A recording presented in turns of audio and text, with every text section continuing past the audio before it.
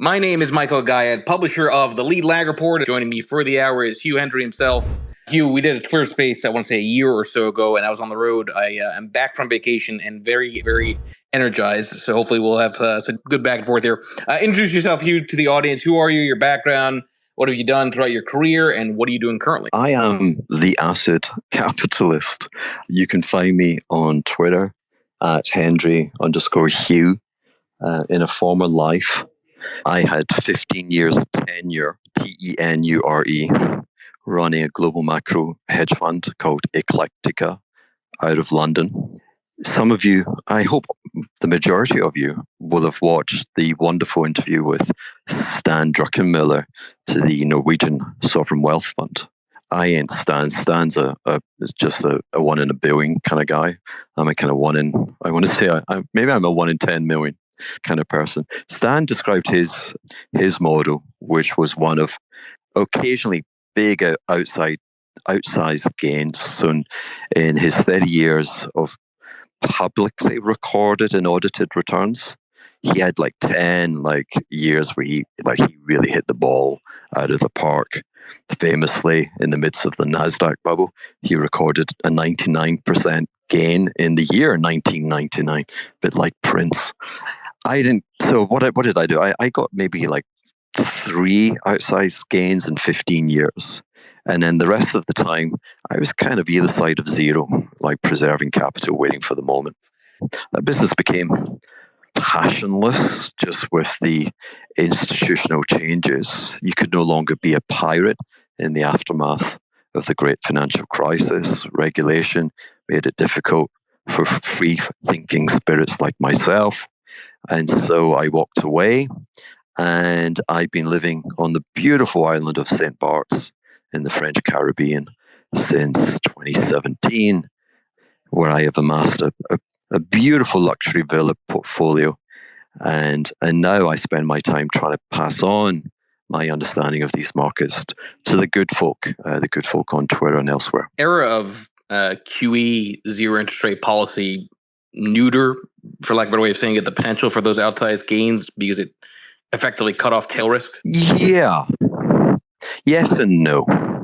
Because a bit like John Steinbeck, the monster has to grow. And the monster that I'm referring to is the accumulation in debt. That the growth function in GDP, global GDP, has become, it's always been, okay, but let's focus on the 3 variables. The first variable is population growth, okay, nada. Second variable is productivity growth, kind of nada. And the third variable is debt growth. So the only working variable in the GDP calculator is asset growth. And so asset growth has continued to accumulate in the US and elsewhere. We are approaching 4 times debt to GDP.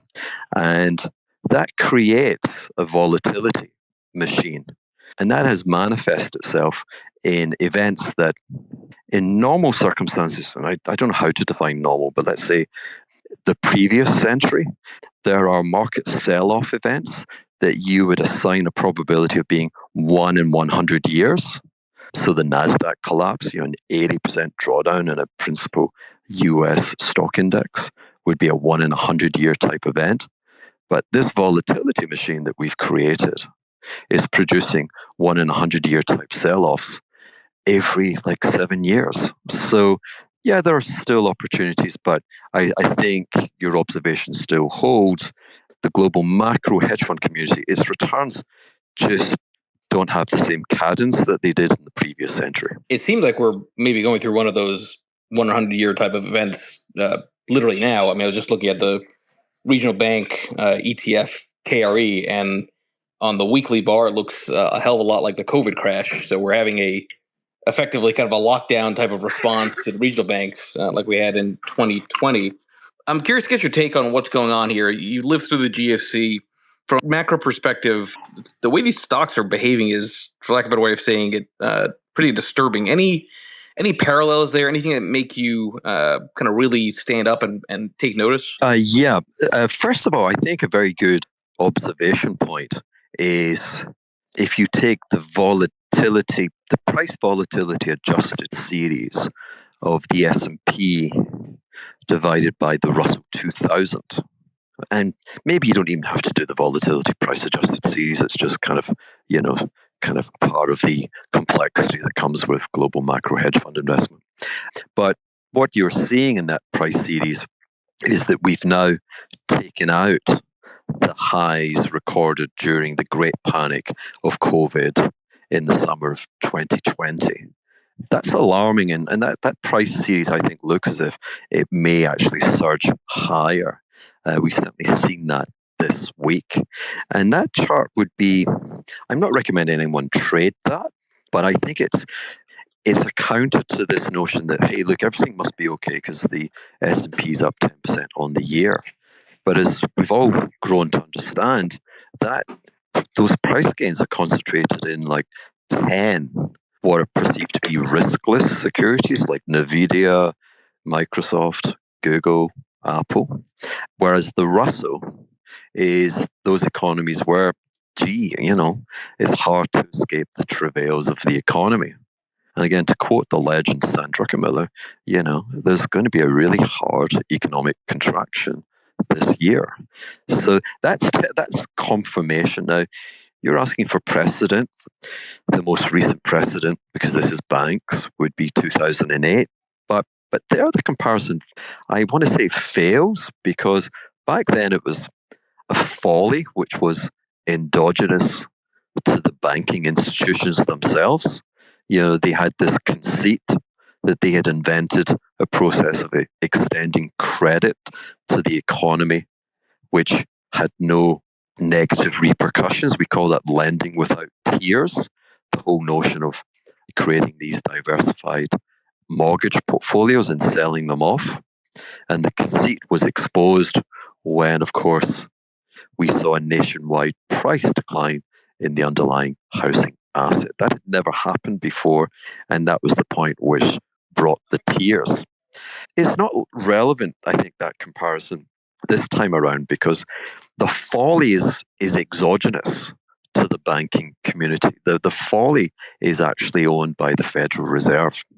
What we've seen, what is unique and troubling about this hiking cycle, is the rapidity, the cadence. They've been very, very quick to hike rates, and indeed the magnitude of the hiking cycle, 0 to 525 basis points in just over a year. Now, that's uncommon for a very good reason.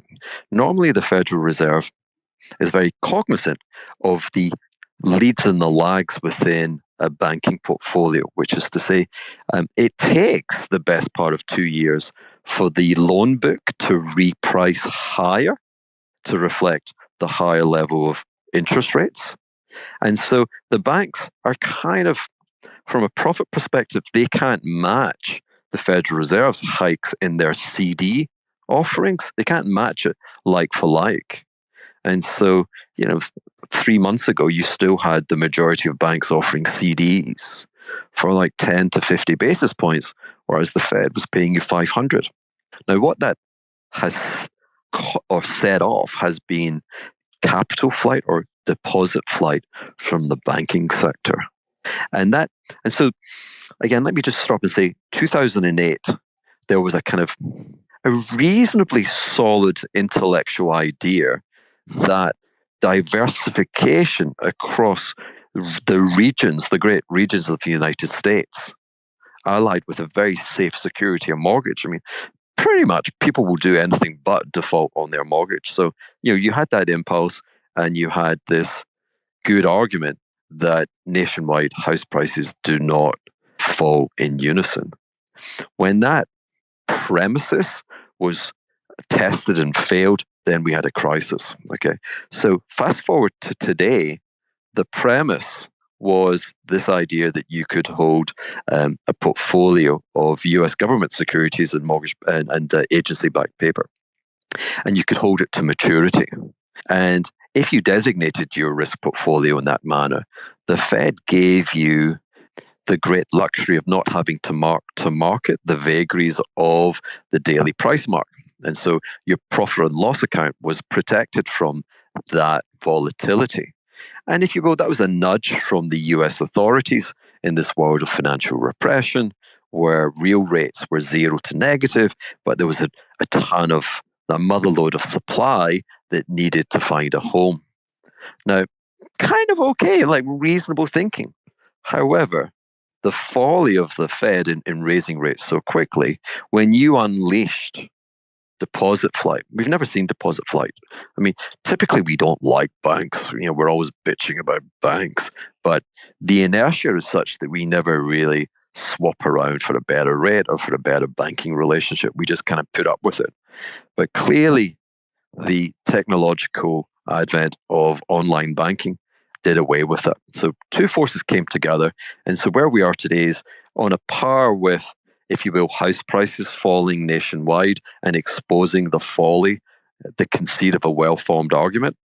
But the authors of that argument are the Federal Reserve. And so we're at a point today where I want to say to you that even if the Treasury were to announce tonight that all deposits, so those deposits greater than $250,000, would be subject to insurance, they would be deposit protected by the US government, I don't think it solves the problem. I think we're beginning to stare at a very, very uncomfortable possibility. It's still a low probability, but it's a probability which is rising, which that we take a step back to the 1930s, and specifically the 1934 Federal Reserve Act, which prohibited or confiscated private sector holdings of gold. So I'm not talking about the confiscation of gold, but I am talking about a federal instruction that would make it impossible for US citizens to pull deposits out of the banking sector for perhaps a period of 180, perhaps extending to 360 days in order to settle the thing down. Because the issue we have, there was a Federal Reserve paper published in March of this year, and the unmarked losses at that point were $2.3 trillion. And shareholder funds for the banking sector in the United States is about $28 billion. And so you're talking about the precedent not being 2008, but being 1930 and the wide-scale failure of the US banking system. Boom, mic drop. That's where we are. I just got back from vacation, and you got to scare the shit out of me that quickly. I'm with you, but it's not. I don't think it's that far-fetched, by the way. But a couple of things as you were talking. So one, it is remarkable to just speak about small to large. I mean, the small cap to large cap ratio I just shared at the Nest is back to the 2020 COVID crash lows. So there is a real collapse happening kind of beneath the surface, two very different markets. And a lot of that probably is obviously related to this regional crisis. The thing is, if you go back to that example of the 30s, that's like a kiss of death. I mean, I don't see how you can ever restore confidence if it ever got to that point, even if it's a quote unquote temporary restriction. Well, I don't know if you can fully put Humpty to forgive me. Let me say that again. I don't think you can fully put Humpty Dumpty together again. Like the cartoon character, the egg that fell off the wall. The banking sector has been pushed off the wall by the Federal Reserve, and I'm not sure you can put it back together. And by that I mean we now fully comprehend that banking deposits are just too flighty, that they'll move very, very rapidly. And so it's very hard to conceive moving forward that we can actually join such flight or flighty deposits to 10-year mortgages or corporate loans. So the future's going to be different. When this thing is behind us, the banking sector, or what remains, I think, is going to look radically different. So I think they may have to buy time in order to try and put Humpty Dumpty together again. Let's go to some of the audience. Again, if anybody wants to come up and ask questions, click that bottom left mic request button. Let's go to... That's a fantastic question, because I think that strikes at the heart of the matter. We've been convinced by the propaganda, which is the Federal Reserve, that quantitative easing and ZIRP, if you will, are all powerful, and it's this kind of magical printing press which has set asset prices higher and higher every year. I don't believe that's true. I believe the genuine printing press has come from a profound change in the sovereign governance of nations which have large domestic investment opportunities, which have productivity levels, and they have infrastructure and coordination, which is such that they're able to record persistent trade surpluses vis-a-vis the rest of the world. Now, there's nothing per se wrong with the persistency of the Chinese trade surplus. If we look at the United States as it emerged from the 19th century, it was very much in the same mode that China finds itself today. And from 1900 to 1970, the US ran a persistent trade surplus with the rest of the world. Where it differs, however, is that peak US, and peak US was kind of a function of exogenous events, the two devastating world wars, where the US manufacturing base had been left untouched. During those 2 years, so 1917 and I want to say 1944, the US ran a trade balance, a manufacturing trade surplus with the rest of the world, which was 6% of GDP. By coincidence, it was 6% on both occasions. Now, contrast that with China. So it's not the persistency, it's the magnitude. China, prior to 2008 and the onset of the great financial crisis, was running a trade surplus almost 20%, 20% of its economy. And even today, it's 14%. Now, the sheer size of that is telling you that something is not wrong, not right in the world of economics. And what's not right is that China and its 1.4 billion citizens, it should be amongst the world's greatest, most dynamic, most vibrant consumer markets. But it's not. And it's not owing to some vagaries of Asian culture. It is explicitly a function of policies orchestrated by the elites in Shanghai, in Beijing. They do not trust household or consumption demand. They regard it as fickle and that it's subject to the economic cycles that commonly visit our economies and create us a lot of consternation. And so they've done everything to suppress consumption. So consumption as a percentage of GDP in China is 40% of GDP. In America, it's more like 70. And we have this kind of, I don't know if it's Victorian moralistic thing where we think that's kind of good, that's sensible, but it's not. You've been sold a lie. It's a profound misalignment and it's a profound lost opportunity. So how do we address that? Because their surpluses, they have channeled over $7 trillion of surplus. I call it a Ponzi scheme in savings, and they've dropped it into the US market. The US, whilst it runs a trade deficit, it runs a capital account surplus, which is to say the rest of the world hoovers, which is to say buys US dollar assets.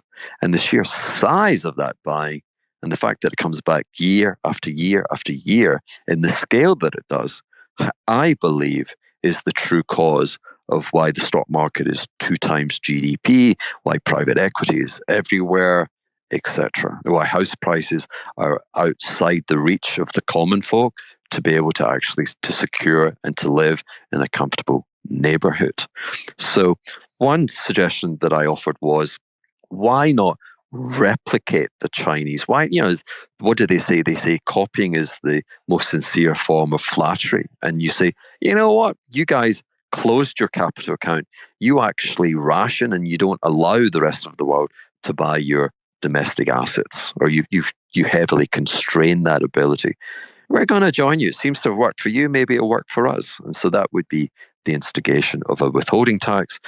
The New York Federal Reserve is the custodian for all of those securities held by sovereigns. And so it'd be very easy to charge a tax. Now, with that tax, what I'd do is I would immediately abolish the social security contributions which are made by employees. Yeah, I'd do away with that. And therefore, what I'm trying to do is I'm trying to boost real incomes. I'm trying to level the playing field.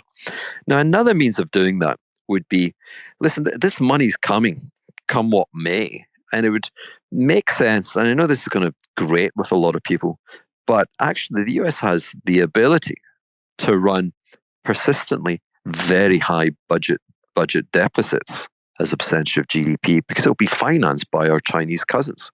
Now, wouldn't it make a lot more sense if we actually had a healthcare system which you could afford?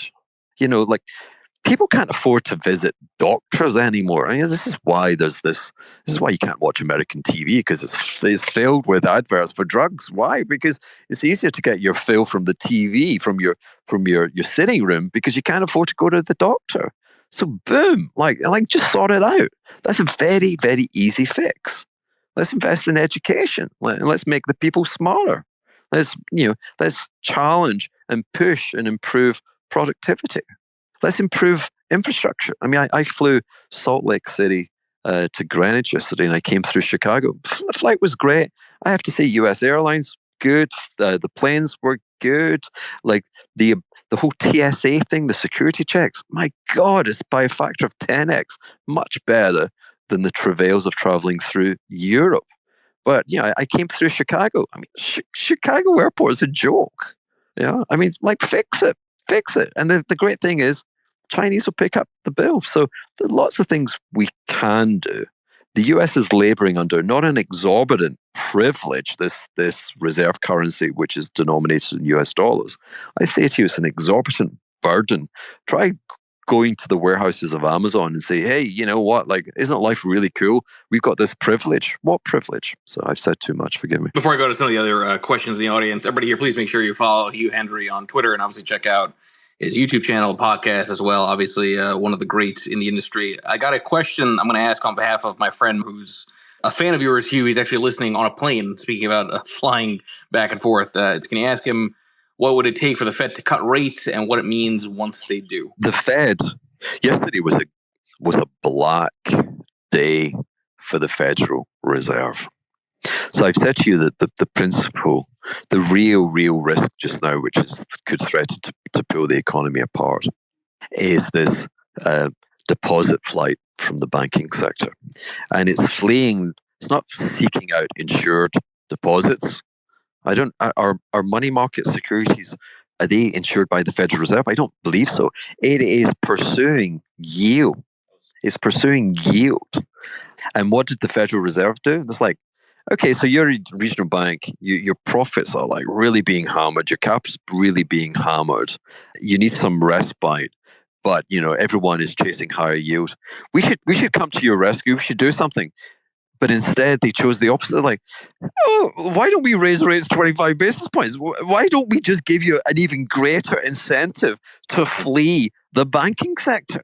I mean, it's like, there's just no joined up thinking. And then like the tease, hey, look, when it comes to June, we might pause. I mean, what damn difference does a few weeks make? We know the situation, the yield curves. I mean, look where the 3-month is trading. The gap between the 3-month Treasury bill and the 10-year has never, I repeat, NEVER, it's never been wider. The market has spoken. The Fed has made a profound error, and at some point it will have to reverse. So to answer the question, the Fed should have been cutting interest rates yesterday. The Fed should have been giving assurances that it will be it could cut rates as rapidly as it hiked rates. It has to do something to stem the tide of deposit withdrawals, and it failed yesterday in a spectacular manner. You're going to like what I'm going to say next. I think you've been sold a lie. The lie with regard to inflation. Inflation. So, without a doubt, there has been a profound and very, very painful elevation in prices since the COVID crisis in 2020. It was a supply disruption. We had supply disruptions from the Arab oil producers in the 1970s. Okay, so two incidences of supply disruption. In the 1970s, that manifests itself into a higher rate of change every consecutive year in prices. That's inflation. That inflation Milton Friedman described as a monetary phenomenon because it requires the banking sector to extend credit so that, if prices are 10% higher on an average basket of goods and services, then you've got to have 10% more dollars in your wallet. Otherwise, you're going to have to cut back on consumption. So in the 70s, forgive me, there was that monetary accommodation. It didn't necessarily come from the domestic banking sector. It actually, I think, was financed by what we call this offshore euro-dollar system. By and large, those Arab nations and others were holding dollars outside the US. Those were liabilities to the banking sector and the rest of the world. And so they sought to create dollar assets. An asset for a bank is a loan, so they made loans. And so that was the monetary accommodation to the supply shock, which left a legacy, a decade of very high price inflation. I would say to you that that clearly is not happening in the circumstances of now. The travails of the regional banking sector, indeed the entire US banking sector, is such that you're going to have credit contraction in the onshore dollar market. And then offshore, this euro dollar system, it's in full retreat.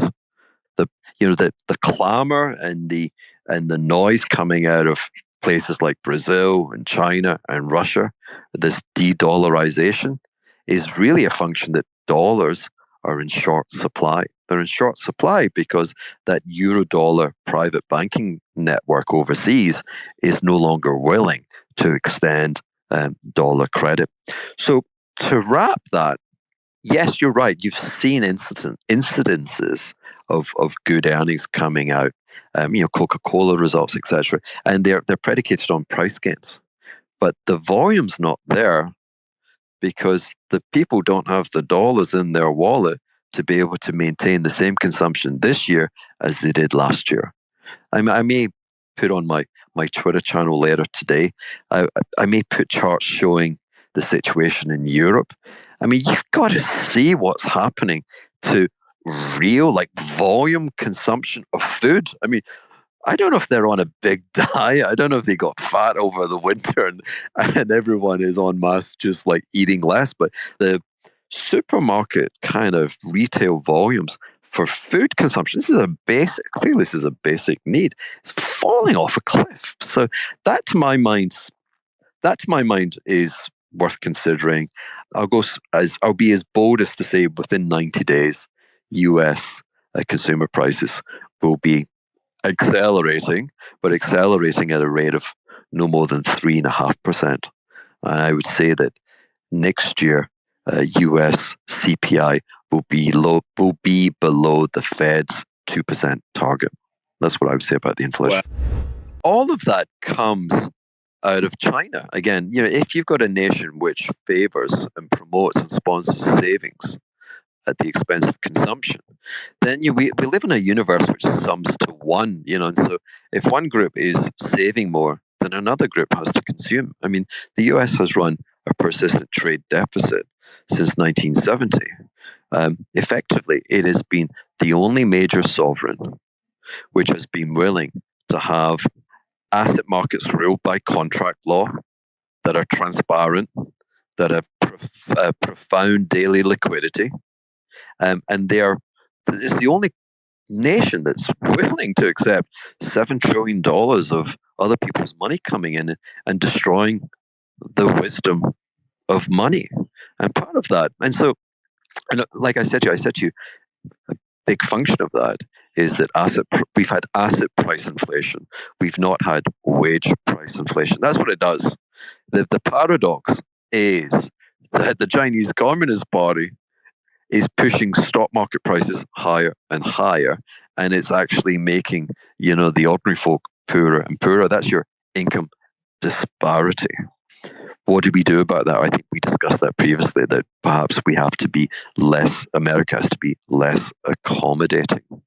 I actually see the recession, and the very hard recession that we're going to endure, it's a real waste of a recession. Yeah, it's going to be horrible, and it's been brought on by a Fed policy error. I would much rather that we were about to experience 3-4 years of like economic contraction because the US stood up and said, de-dollarization? I'll give you de-dollarization. We reject the dollar as a reserve currency because it's making us poorer. It's turned our entrepreneurial society into a speculative society. And we're going to take steps to reverse the tide. China, Brazil, Russia, these are not the entities that will bring an end to the dollar as a reserve currency. The dollar will end when the US rejects the status quo. Now, they're not rejecting it because they recognize that economically it'd be very, very painful. I describe it with the metaphor of a Mad Max post-apocalyptic world. That's kind of like, it would be so radically different. Interest rates would be higher. You would have wage price inflation. I think that would be a good thing. But in the first 3 to 5 years, you would have the mother of all economic contractions. I would rather we were getting that with the promise of change and we were going to have a more equitable society, that the GDP calculator would be a function of population growth, not much. Productivity growth, lots of. Why lots of? Because it's a bit like Henry Ford. What was his genius? He decided to pay the folks who made the cars more money. And the genius was the folks that made the cars were the ultimate consumers. And so whatever he paid them more, with operational leverage through the income account, he made more money because his sales went up more than his cost component went up. So GDP calculator could be no population growth, surging productivity, and no debt growth. I'd much rather we suffered a recession on the promise of a tomorrow like that than the inevitable recession that we're going to endure now just because J. Powell miscalculated. Again, everybody here, please make sure you follow Hugh Hendry on Twitter. We'll do a couple more questions. Go ahead if you're there. So I'm not investing. I'm a leveraged property developer. Pray for me, folk. I don't know if I'm going to make it. But I'm putting my reputation on the line. Since the beginning of this year, I said this market's easy. You have nothing in stocks and you own the long end of the bond market. Now, the presumption behind that was, again, if I keep quoting Stan, the legend, Stan Druckenmiller, and Stan was saying, most likely he thinks asset prices are going to be higher in 10 years' time. I agree with that. I agree with that because I don't believe that the policy officials that run the United States would actually willingly close or impair the capital account. And so all of that mercantilist money is going to keep flooding in to US dollar assets, and it will be a bid which will lift prices higher. So knowing that, the opportunity set, and Stan said this, he said, look, the profit opportunities for smart macro operators are going to be immense. Okay. So when you know there's this wall of money coming, it makes sense to consider mean reversion. Now, mean reversion I don't practice when it comes to individual stocks, but when it comes to the cardinal compass points of macro, we talk about a kind of permanent portfolio. We talk about a diversity of holdings, which allows you to navigate like all of these news bombs that are coming out of the banks and elsewhere. You'd be looking at the North Star being the S&P. Another quadrant would be US Treasuries. Another quadrant would be alternatives. There are many alternatives, but gold, silver, palladium, platinum, Bitcoin, index-linked securities, private equity. And then the final quadrant would be cash, or taking a position of one currency vis-a-vis the other. And so I follow that model, and I typically look to have a representation in each of those quadrants. With the treasuries, that's my biggest allocation because the mean reversion has been profound. If you use 40 years of price data, we're trading 3 standard deviations below the mean.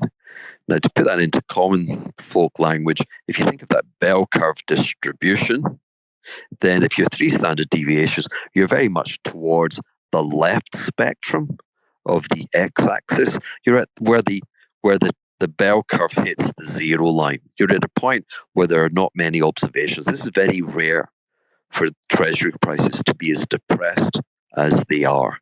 If you look at the TLT, the ETF for the ultra long maturities, the price halved from an elevated level of 180 to a low of 90, and today is about 100, 101.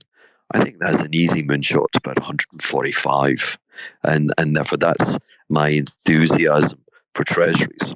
Now, if it stands right, we get a really sharp recession, which all the portents, the yield curve, the performance of these kind of perceived riskless S&P stocks to the rest of the stock market, all of these things are flashing danger, danger, danger, then it is likely that the S&P and other equity markets will decline.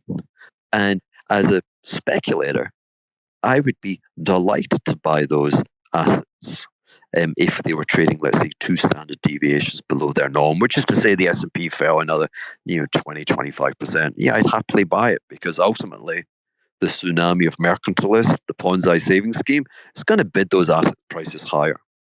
Gold, gold's kind of like a little bit too far to the right-hand side. I mean, it's not, you can make money on the right-hand side of that bell curve, but the the area of the bell curve is quite modest versus normality, which is to say that people understand gold, they like gold, they're positioned in gold, and therefore I just fear that it could be liquidated.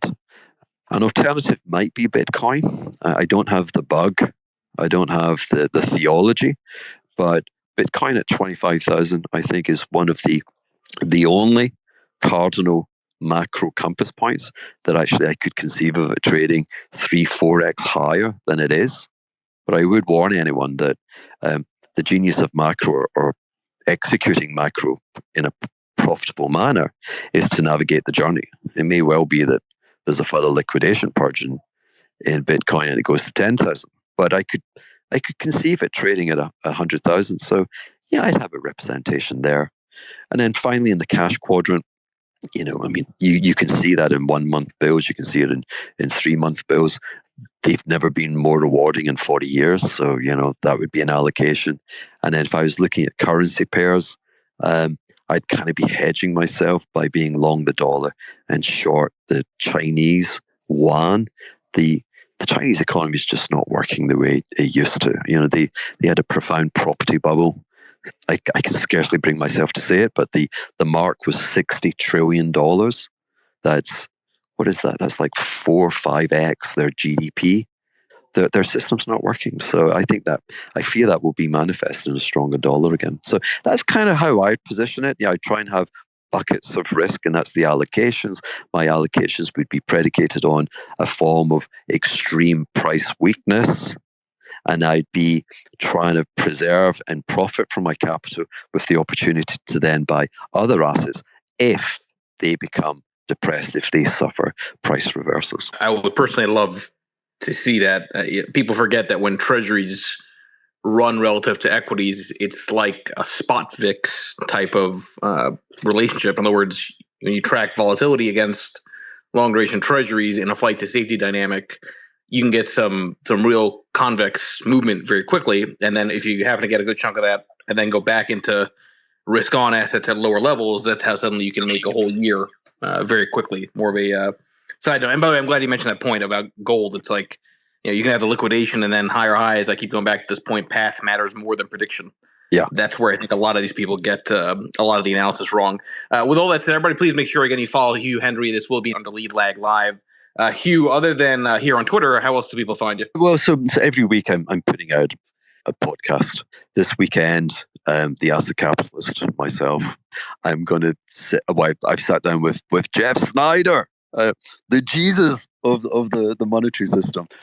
I commonly refer to there are perhaps only 5 people who truly understand money in the universe, and I'm not joking. I mean, the Fed don't understand money. Jamie Dimon doesn't understand money.